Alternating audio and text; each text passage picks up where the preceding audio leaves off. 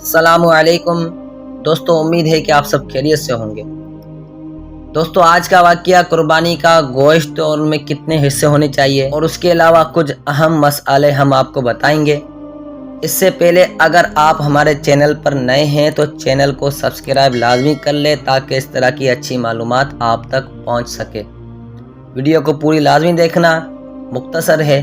آئیے چلتے ہیں کہ حصے دار کو گوشت وزن کر کے دیں، اندازے سے نہ دیں، اس طرح دوسرے کا حق رہ جائے گا۔ قربانی کے گوشت کے 3 حصے کریں، ایک اہل و عیال کے لیے، دوسرا دوست اور احباب کے لیے اور تیسرا غرباء و فقراء کا۔ قربانی کا گوشت یا کھال کسائی کو اجرت میں دینا جائز نہیں، اجرت علیحدہ دیں۔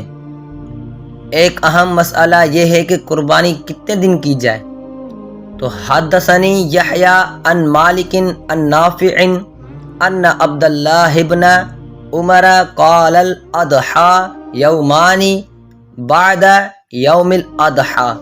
یہ حدیث پاک ہے جس کا ترجمہ یعنی کہ مفہوم یہی ہے، روایت کی مجھ سے یحییٰ نے، انہوں نے مالک سے، انہوں نے نافع سے کہ بے شک حضرت عبداللہ بن عمر رضی اللہ عنہما نے فرمایا یوم عید الاضحیٰ کے بعد 2 دن قربانی ہے۔ حضرت علی المرتضیٰ کرم اللہ تعالی وجہ الکریم سے بھی یہی روایت ہے کہ قربانی یوم عید الاضحیٰ کے 2 دن بعد ہے۔ قربانی 3 دن ہے اور یہی احناف کا مسلک ہے۔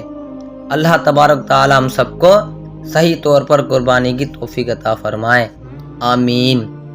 دوستو، امید ہے کہ آپ کو ویڈیو پسند آئی ہوگی، تو ویڈیو کو لائک شیئر لازمی کرنا، اور اگر آپ ہمارے چینل پر نئے ہیں تو چینل کو سبسکرائب لازمی کرنا۔ جزاک اللہ خیرہ۔